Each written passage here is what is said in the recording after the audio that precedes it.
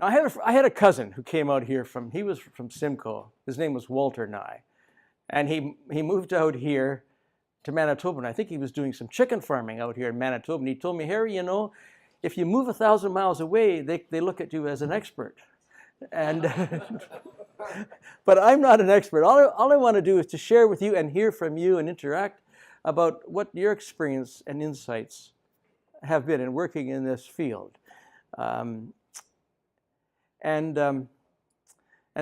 even to show some of the pictures and even some helpful, hopefully helpful videos of the journey that I've been on. So two things. I'm going to this morning talk about kind of those two principal kind of ways in which this thing has developed for us: the beginnings of circles of support and accountability, and then this organization that has taken shape called Dismas Fellowship. Both of these were sort of accidental. In fact, as I think about it, a lot of my life, a lot of the things have sort of just happened, you know, and they just, one thing leads to another. And there's this lovely line by this African bushman who said to to Lawrence Vanderpost in South Africa, he said, "There is a dream dreaming us." Think about that. There is a dream dreaming us. That in some way, how do we stay in touch with the dreamer of our lives, a dreamer who wants a world of compassion and justice and so on? And I've had a sense that there's somebody who has been kind of guiding some of this stuff, and I really believe that this is part of the Creator's loving, compassionate will for our world, that we be that place. I'll talk a bit more about that. So let's just get into it. I'm going to use. I used to be a teacher. I'm finding that this is more helpful, and at least to me, to use this. And I would encourage you. I think there's going to be some response time, but I would encourage you to if you have questions or thoughts at any time, just jump right in. If you want to come up here, I'll give you the mic, and you can be on videotape and etc. Opening doors to ex-prisoners finding community.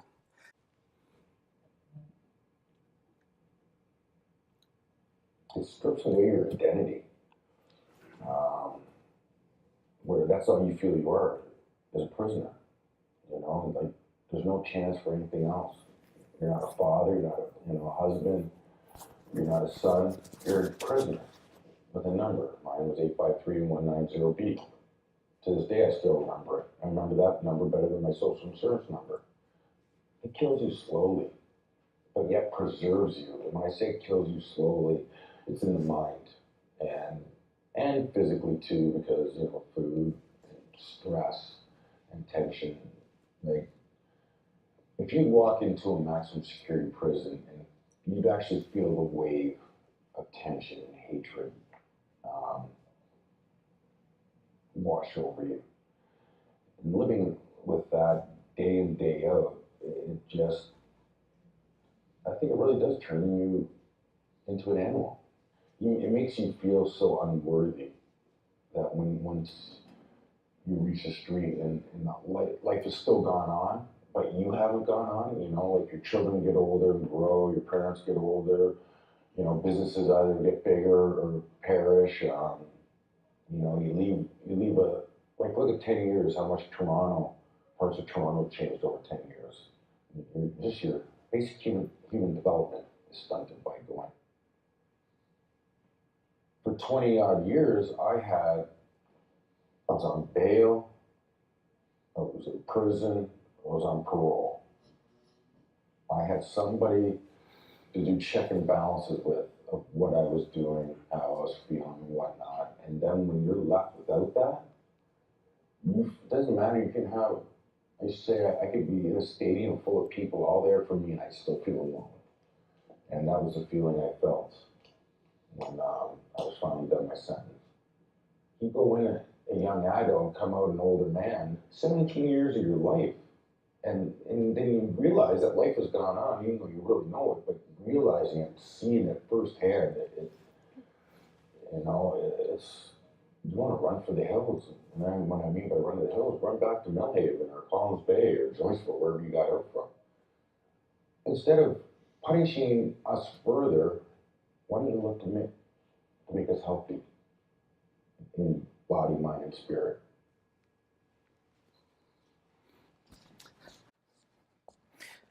Now, I should have asked, this thing is falling down on me again.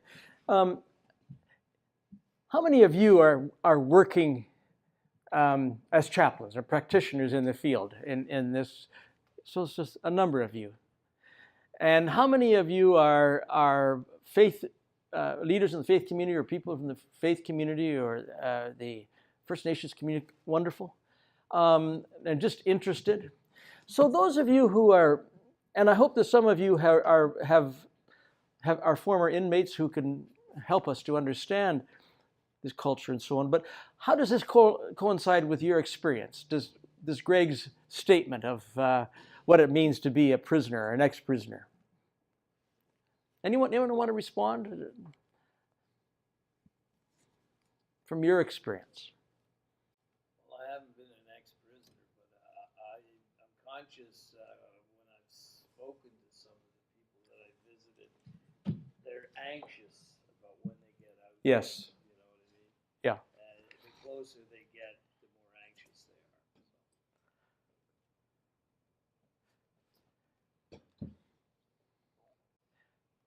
I met Greg a few years ago. He was working with a program for folks who were suffered from AIDS, and social worker with him. He's doing well.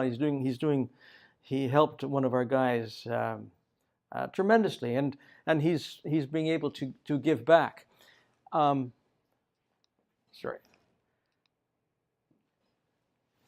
But prison and being in there, particularly the longer you are, has this lasting effect of, as many of you know from walking alongside folks who have been in there.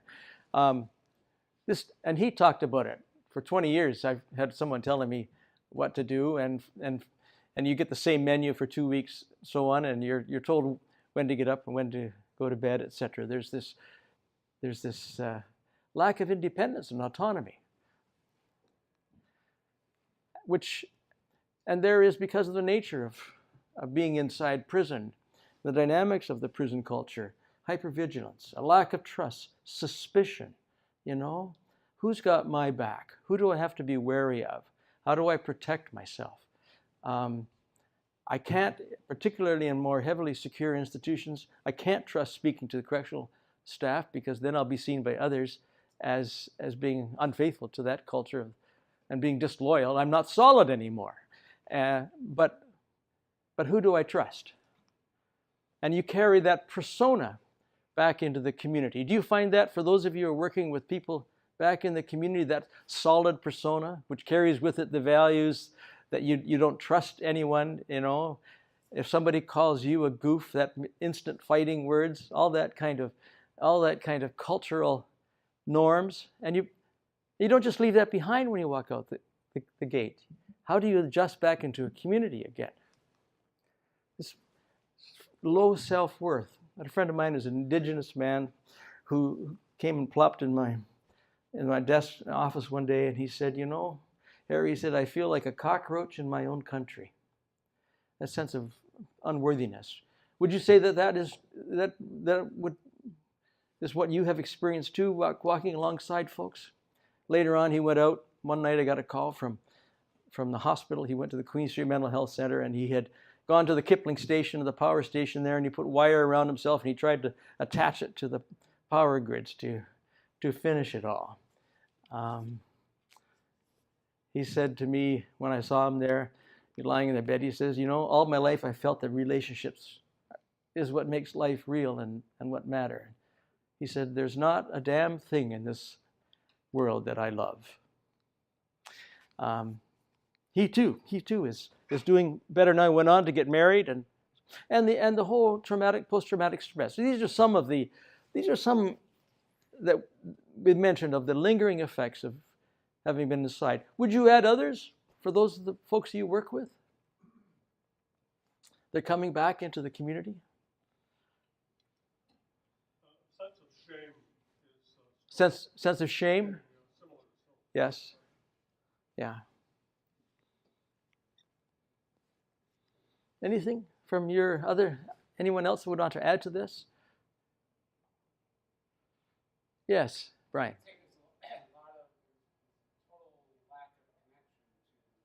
Isolation. Yeah. Yeah.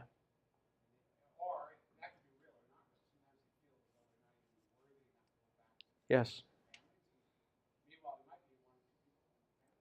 Yeah. Yeah.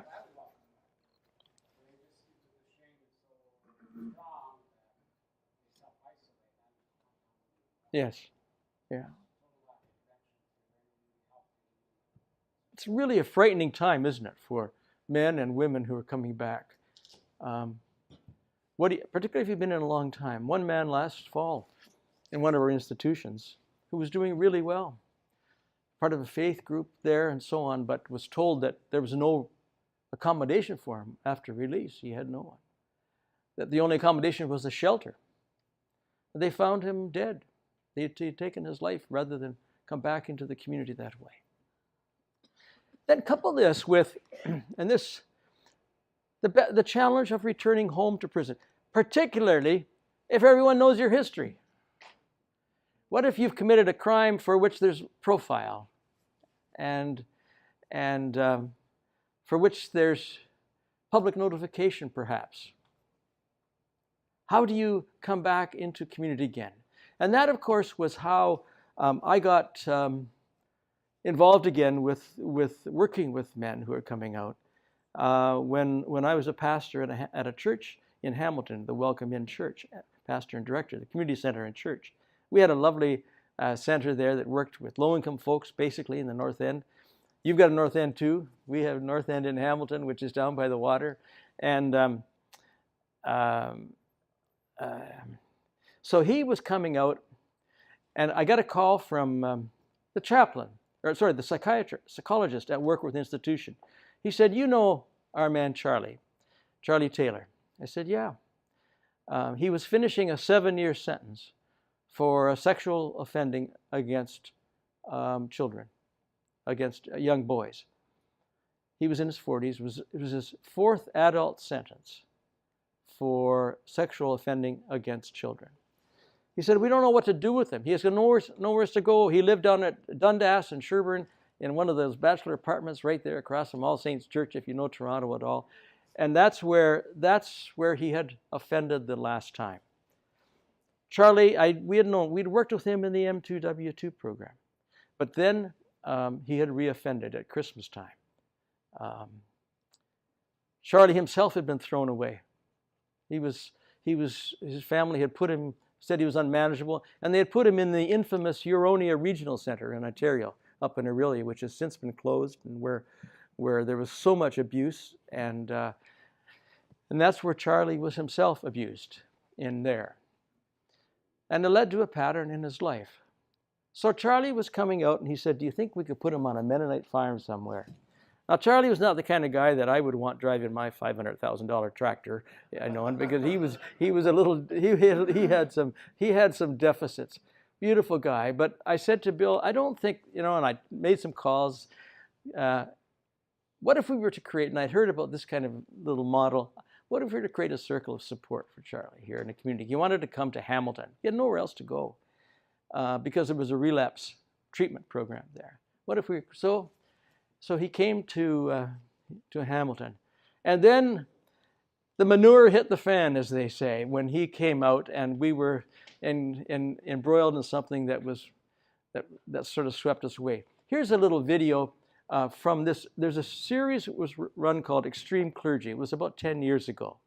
And they followed several of us who were clergy in unusual kind of roles. And I've taken a couple clips from it just because it has some of the record of it.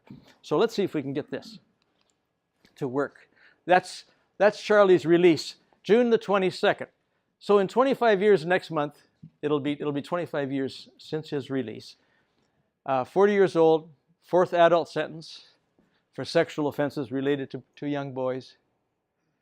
Was released at the end of his time on warrant expiry because because they wouldn't sign off on statutory release for him. No one would take a risk on him. He's one of the first people to be put on what's called the 810.1 order. Do you have that here, the 810 orders? These are judicial kind of peace bonds that renewable. And he was placed on a 24-hour surveillance with the police. Anyways, you can get a sense of what that was like for us here. Oops. I stepped on your thing here. Right. I grew up on a farm. We had this kind of lovely rural community that was rooted in a church called the Brethren in Christ, which is similar to the Mennonites. Christian pacifism, simplicity, the importance of the community, the priesthood of all believers. These were very important kind of principles. Life was not just to be lived for oneself. Is it still working? I think I stepped on it. Service to others.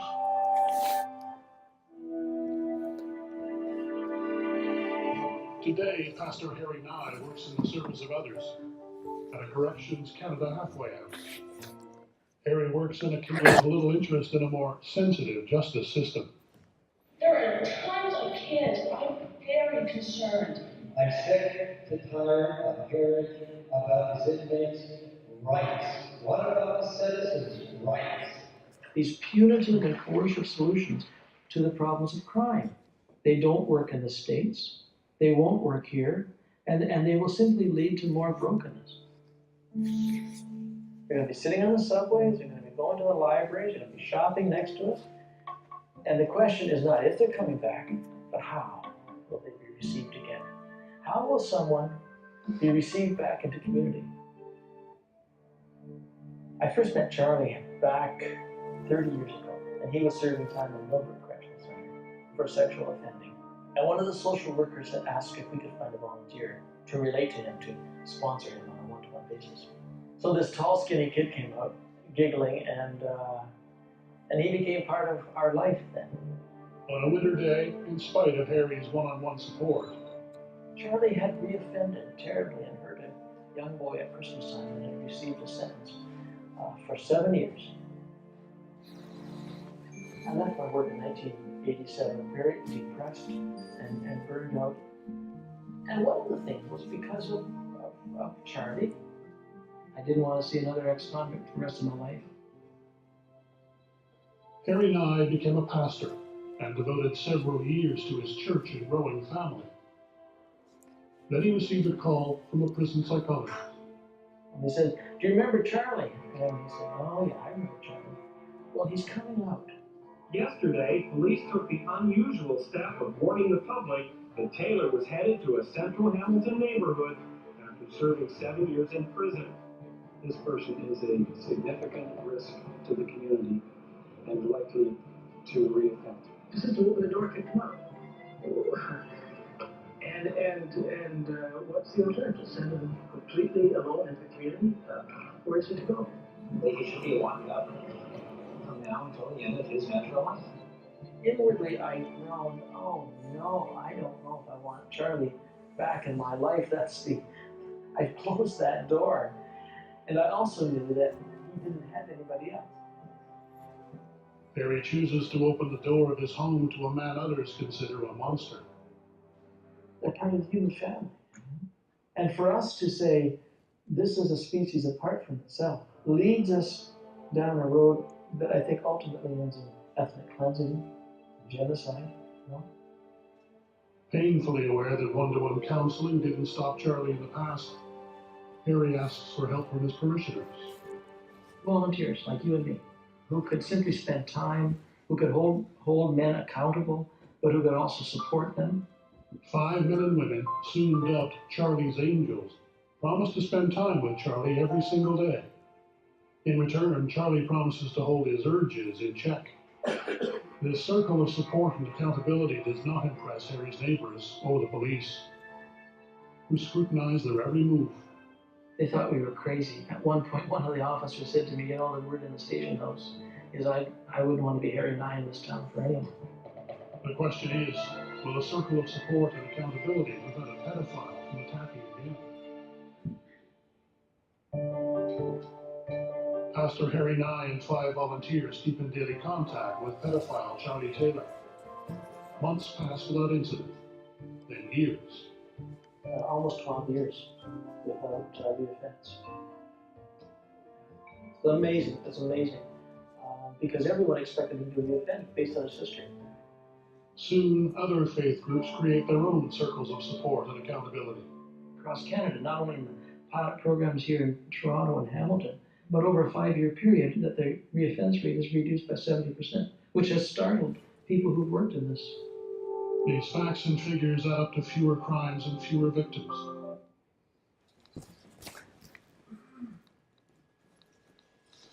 Oh, what's happening? Oops, sorry. I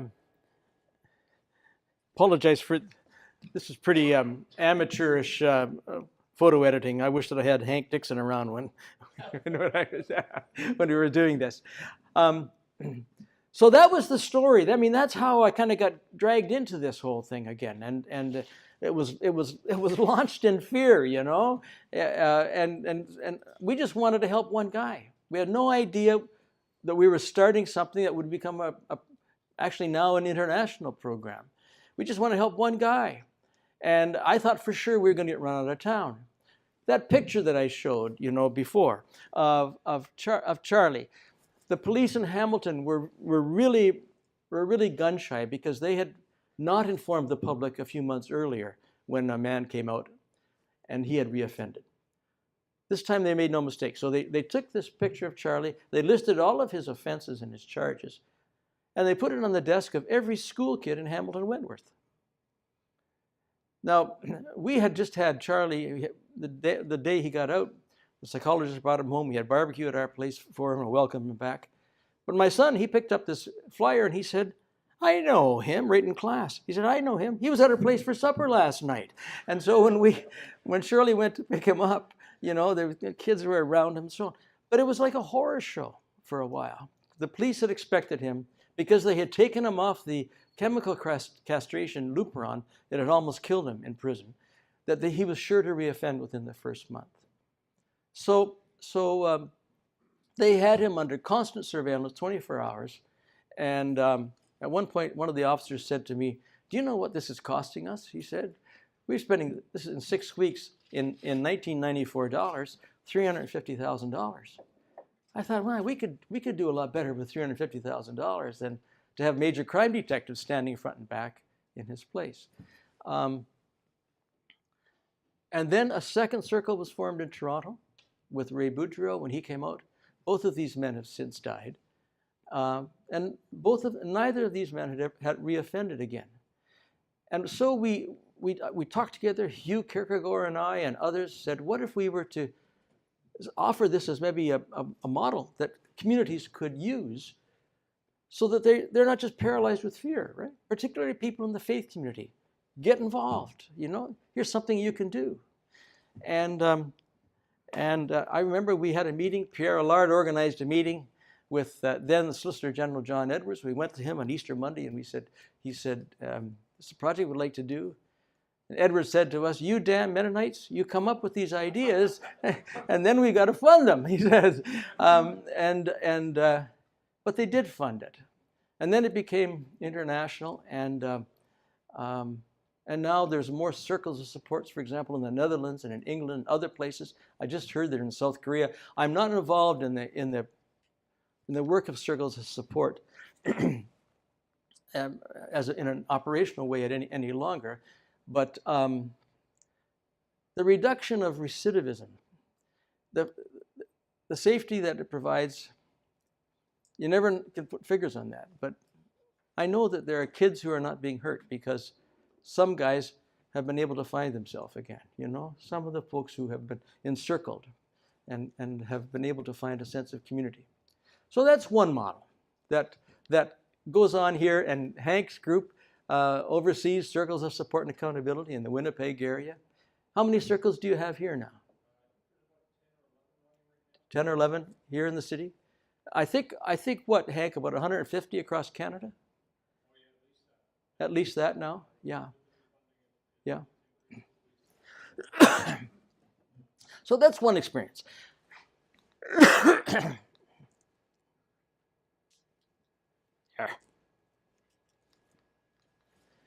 What do we need to start over?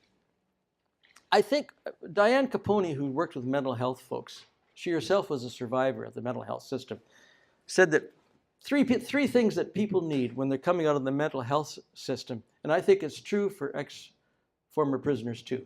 We need a safe place to live. We need something useful to do with our time. And we need friends. How does that correspond for those of you who are working in the field with ex-prisoners? How does that correspond with your read of the situation? I see some head nodding and so on. So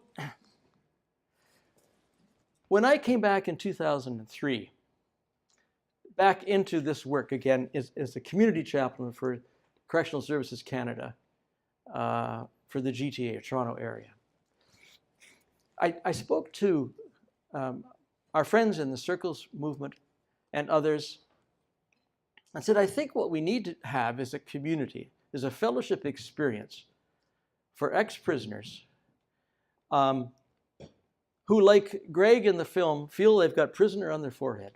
How do you enter into the faith community again when you feel like, as there's a Brian who said, this sense of shame, this sense of disgrace, this toxic sense that many people on the margins feel that they're not worth anything. How do you make your way into a faith community again? How do you work your way to any kind of community if you've lost family, etc.?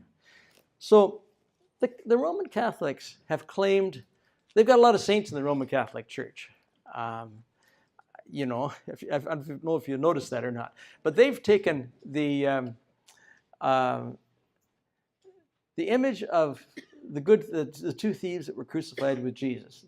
Actually, they were more than thieves. They were probably terrorists. That's why they were being crucified out there outside of the city walls.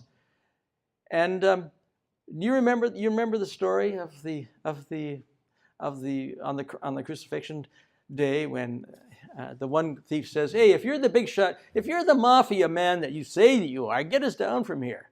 You got connections." And the other convict says, "Leave him alone. He isn't anything wrong." And he turns to Jesus and he said, "Will you remember me when you come to your kingdom?" And some people felt that I've just some reading where it feels like this convict reminded Jesus of his vocation, reminded him of his nobility, really. You know, Jesus who had felt forsaken. And it's the convict who sort of brings him out again into his calling. And Jesus says, "Today you'll be with me in paradise." So what if and the Catholics gave the name Saint Dismas to that thief. You'll never find it in Scripture, but it's in legend. And Augustus to the name of the other convict. So what if we were to create a fellowship that would have a meal involved, that would invite people to come in, would basically be about telling your story. And invite the people from the faith community come, and ex-prisoners, and to meet regularly. And it'd be a celebrative, non-judgmental community. So that's what we did. We started back Thanksgiving 2003 at the Walmer Road Baptist Church, where actually where the chair of the board was a person who had actually done some time and had gone through the federal system. He's now a Baptist minister out in the East Coast. And they were willing to, after lots of negotiations, to open their doors to us. You know, what are they getting into? So that was the beginning of something that we've called Dismas Fellowship.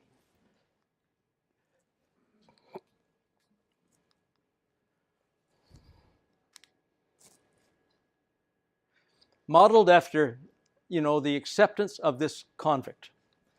So I'm going to also play another video, which takes you into Dismas Fellowship.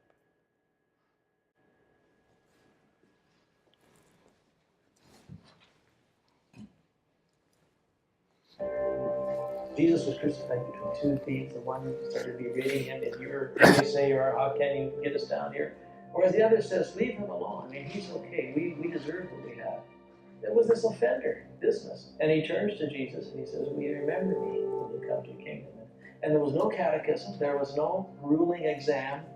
And Jesus turns to him and he says, today you'll be with me in paradise. Harry lets himself be guided by his Savior's example. Call back. I just wondered if you would help with kind of the hosting for tonight. I thought one of the things we needed to have was a place of fellowship and of welcome, of belonging, where ex-offenders and people from the various faith communities could encounter one another. And so, every second Friday evening, Harry welcomes some of the most violent offenders imaginable to take part in what he calls the Dismas Fellowship. Phil! Hey, did Troy get his car? Assisting Harry is chaplain in training, Troy Wyland. Troy, I don't know if there'd be room for Gary in here or not. We got some pretty big guys in here. I'm afraid you might get squashed. I'm kidding. All right. If you take these two guys, I think we can get everybody else in. All right. Shall we hit them up? All right. Enthusiastic volunteers prepare a full-course meal. I love to cook. It's my life. I love cooking. Have a big family that comes forward. Oh, see, that looks so much better. My boss was over and said, you know, you should cook for Dismas. And I said, anytime. He phoned me a week later. The volunteers, Protestants, Catholics, and Jews, lent a hand for many reasons. Earlier today, Gord turned to Harry for comfort after a difficult experience. So you went to your home. Yes. We're out there and we're filming, and a few people come running out. They were really in opposition to us being there. Yeah, I used to live here, yeah. They come up quite aggressive, so I got a little bit of aggressive. I'm back to them, and I thought there was going to be a conflict. So we started talking, and the tension started to alleviate. One thing led to another, and we ended up going right into the apartment that I lived in. This is where I was brought up, right here. I call it the House of Disrepute. That's what me and my sisters call it today, because there was a lot of hookers there. They used to rent rooms to turn tricks, and a lot of booze, and we were just kids, you know what I mean? But we grew up fast. This was a lot of anguish and suffering, and particularly in this place right here. Neglection. We used to live on bread and sugar here, man. Sometimes we had nothing. I was running around, robbing banks and involved in the drug trade. A lot of violence, and like some serious violence, and a lot of publicity on my cases inside prisons, and hostage takings, major hostage takings. His violent acts added 5 years to Gord's sentence. My whole life revolves around being in prison. When I first met you out front, man, I thought there was going to be a beat the other way you come, gang. Man, you turned out to be a gentleman, and thank you very much for doing this, man. Really appreciate it. And listen, I would really appreciate it if you'd come up to Dismas and just check it out, man. I could just look in his eyes, and you could just, he's got pain too. And I never got personal. Yeah. It's just, but I'd like to meet him again. And I hope he comes tonight. That would be great. Gord's new friend doesn't make it to this week's Dismas Fellowship. Dinner will start without him. Okay, everybody could just sit down for a minute. We want to have a prayer. And Ed is going to lead us in grace. Lord, we pray for your presence among us, and we ask that we may enjoy each other's company. We ask this in your name, Jesus. Amen. So it's a birthday for Ian, and it's birthday for Chuyi in next Saturday. After breaking bread together, ex-cons and volunteers join in fellowship. When we sit in the circle, we are all one, There's something about the circle that draws us to God, and the Aboriginal community has known that. And so when we sit in a circle and we regard each person's story as sacred, that reduces, in many ways, judgment. A sacred circle of folding chairs. What can possibly happen here tonight that will keep ex-prisoners from reoffending?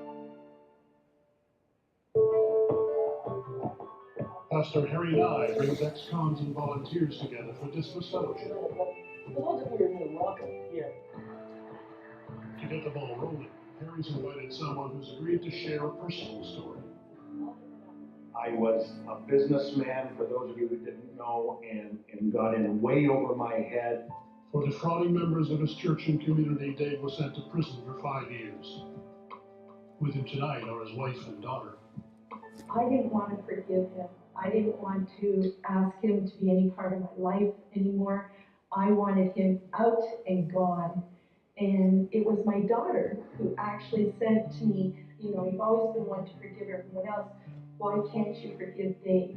I remember sitting in the car with my mom and my uncle Randy and just telling her that divorcing my father would be probably the worst thing you could ever do. But I felt anyhow. Good girl, good girl, nice girl. I am, for sure. So I went to Dave and I talked to him in the prison and I said, Dave, I forgive you and I love you and I want to work this out. I mean, how do we thank you for just sharing your family? What a courageous thing you've done tonight. I thank you so much. Unlike most around the circle, Dave is a one-time offender and a non-violent one. But somehow, Dave's story of forgiveness helps others to open up. I'm Bill, and I didn't know too much about forgiveness. A repeat offender, Bill has spent most of his life behind bars. Because the institution I was in when I was younger never taught me anything about forgiveness. I was a victim of abuse there. They only taught me about violence. I find often with the people that I walk with and care about, a kind of very deep sense that they are worthless. Well, I've been in jail for a while now, and I just got out a while ago. Currently on parole for violent offenses, Dale cannot leave his halfway house without an escort. Where I live, people ignore me and they don't treat me right. People judge you for the wrong reasons, and it's tough. It can be really hard. It's a hard road back. Jean spent 20 years of her life in jail.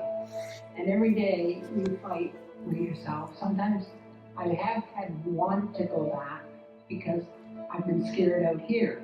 My high-risk situation in the past was boredom.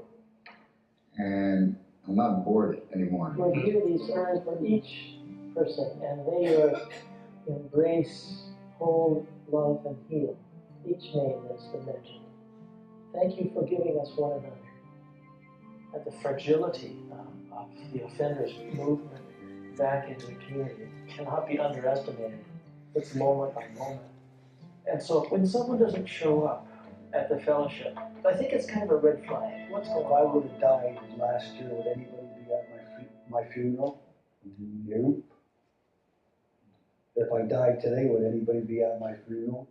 I know there's going to be a lot of people present, including my family. Yeah. So we'd all be there waiting to open the will. Yeah. I always thought that I didn't need nobody. I mean, I could do it on my own. And I found out differently. I can't do it on my own. I'm having more good days now than having bad days. But I got people. Harry thinks he knows Gord pretty well, but Gord is about to take him by surprise.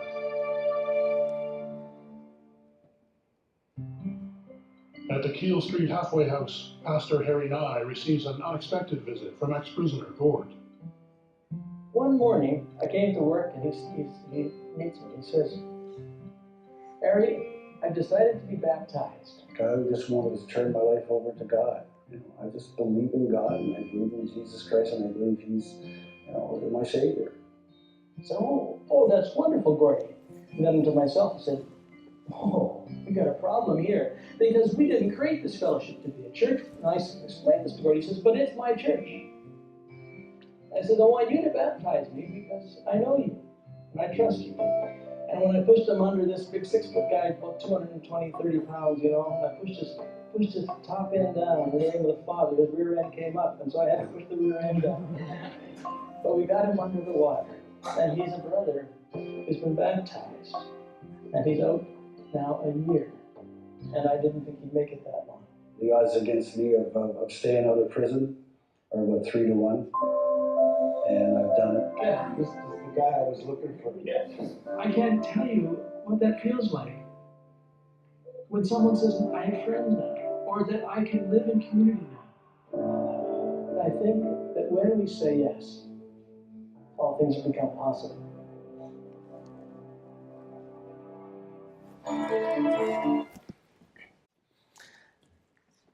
So Gordy died just, 3 or 4 years ago. And that room where you saw the circle happen, that was filled with his friends and his family. And they couldn't believe it, that he had developed this community of support. The first Dismas, 2003, place of safety, welcome, and non-judgment. Hospitality. It's not a program, it's hospitality. We are not there with particular outcomes or a program.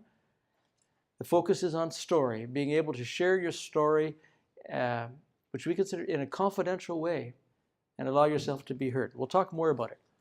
And now, since that beginning 16 years ago, there are now 12 Dismas fellowships around the province. They sprang up. Some of them are sponsored by Circles of Support. Others, one is sponsored by Prison Fellowship, New Life Prison Ministry. Others have their own kind of community organization and we created this nonprofit board called Friends of Dismas, which is able to support these fellowships as they get going. I'm not here to sell you on this model. I'm just hoping that if there's things there that can be helpful to you. Now, if you want to start Dismas Fellowship in Manitoba, we'd be happy to see that happen in terms of material and training and so on. I just want to say, for me as a community chaplain, coming from out of a faith experience in a lively community center in Hamilton, this was a salvation for me.